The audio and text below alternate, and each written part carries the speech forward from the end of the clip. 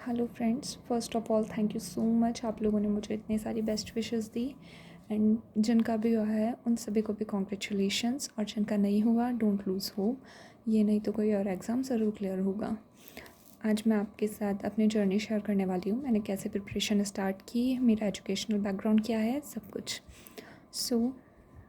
मेरा नाम आस्था शर्मा है। मैं राजस्थान में जयपुर के पास से एक टाउन फुलेरा की रहने वाली हूँ और मैंने बीकॉम किया है, एमकॉम किया है। एमकॉम मैंने अकाउंट्स में किया है। उसके अलावा मैंने अपनी प्रिपरेशन 2019 में स्टार्ट की है। इसके पहले मैंने 1-2 महीने की कोचिंग की थी जिससे मेरे बेसिक्स तैयार हुए थे, स्पेशली मैथ्स में, अर्थमेटिक के। एडवांस मैथ्स मेरी अच्छी नहीं थी, सो अर्थमेटिक मेरी अच्छी थी, तो उसके लिए बस मुझे प्रैक्टिस करनी थी। तो प्रैक्टिस करने के लिए मैंने चाहे अर्थमेटिक हो चाहे एडवांस हो, उसके लिए मैंने द प्लेटफॉर्म बुक को रेफ़र किया था। उसके अलावा साथ ही राकेश यादव सर की जो प्रीवियस ईयर क्वेश्चन जिसमें है बुक में, इन दोनों से मैंने प्रैक्टिस की थी।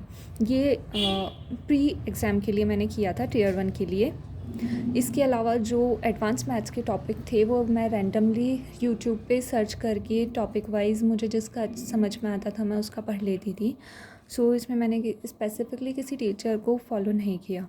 उसके अलावा जब मेरा CGL का टियर 1 क्लियर हुआ था तो मैंने मेंस के लिए प्रीवियस ईयर का जो मेंस का 2017 का था उसके सॉल्यूशन मैं देख रही थी। तब मुझे रैमो सर का चैनल मिला था। उसके बाद से मैंने रैमो सर को ही कंटिन्यूसली फॉलो किया है, 2019 CGL के लिए भी और 2018 CGL मेंस के लिए भी।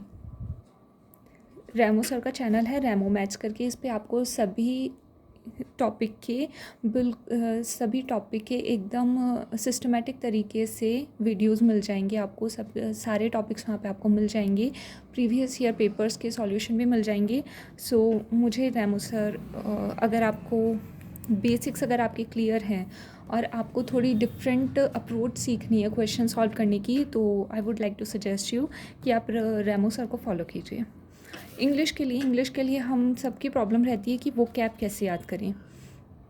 तो वो कैब के लिए मैंने स्पेशली संदीप केशरवानी सर को फॉलो किया था। इनका उस टाइम आता था 2019 में वो कैब समाधान करके एक इनका वीडियो आते थे डेली, वो कैब समाधान।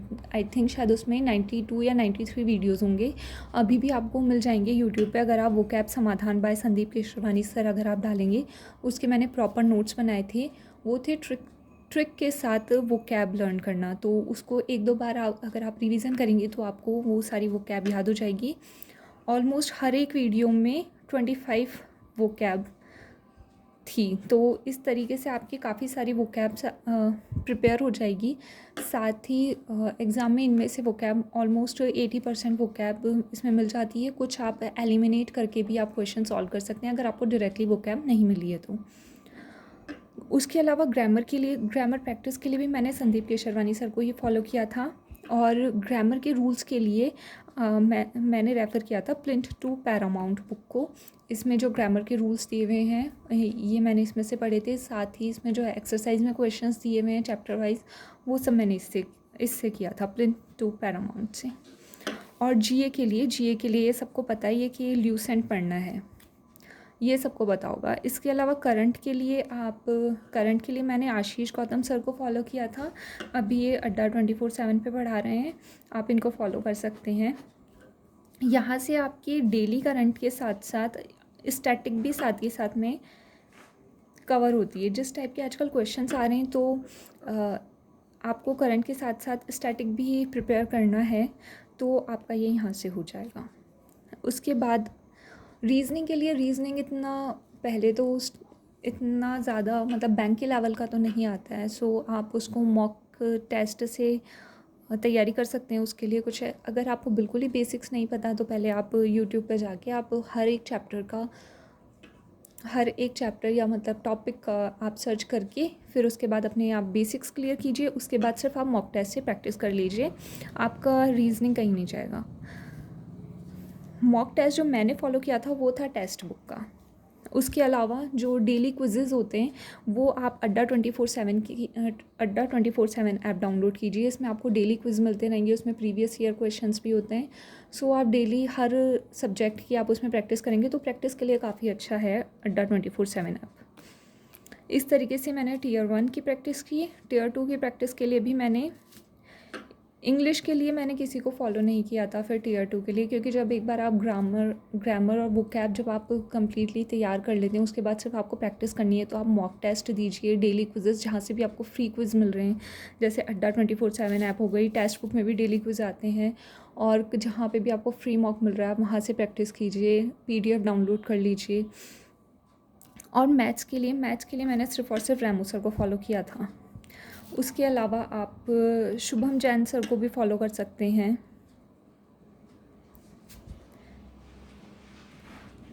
और E1 कोचिंग नाम से भी है, आई थिंक भूतेश सर, उनके भी वीडियोस काफ़ी हेल्पफुल हैं, तो इनको भी आप फॉलो कर सकते हैं। बाकी अगर आपको अभिनव सर का भी पसंद आता है तो आप अभिनव सर को भी फॉलो कर सकते हैं।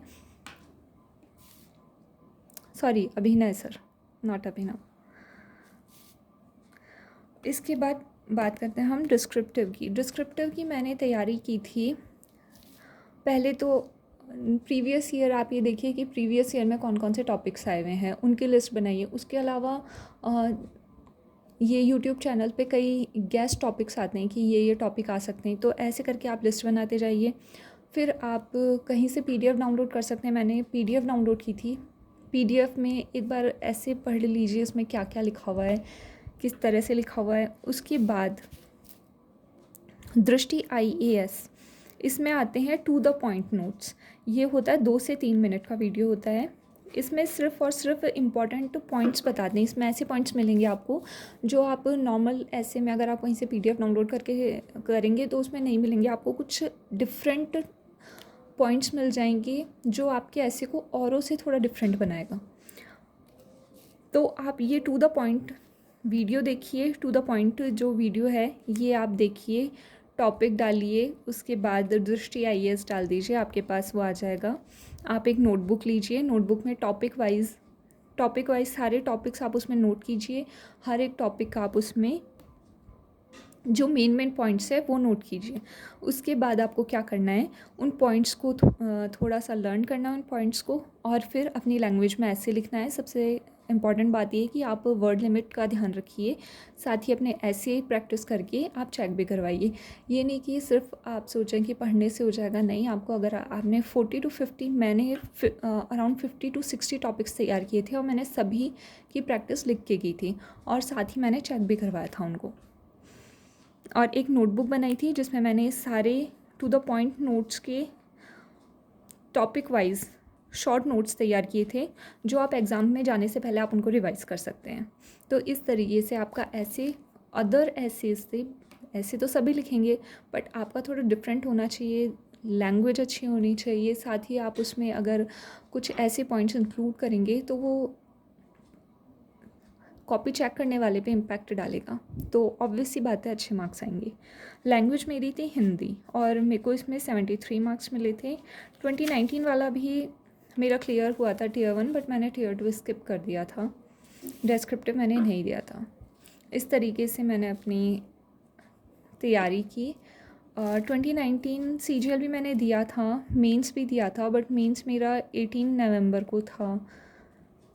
अगर आप पहले से तैयारी कर रहे हैं तो आपको पता ही होगा 18 नवंबर में क्या हुआ था। उस टाइम टॉपर्स होते हैं वो तो निकल ही जाते हैं, बट जो एवरेज स्टूडेंट होता है उस पर ज़्यादा इम्पैक्ट पड़ता है। तो मेरे अराउंड 40 to 45 मार्क्स कम हो गए थे, जिस वजह से मेरा मेंस क्लियर नहीं हो पाया था। सो अभी मैंने SSC की प्रिपरेशन करना बंद कर दिया। अभी मैंने बैंकिंग की तरफ स्विच कर लिया है।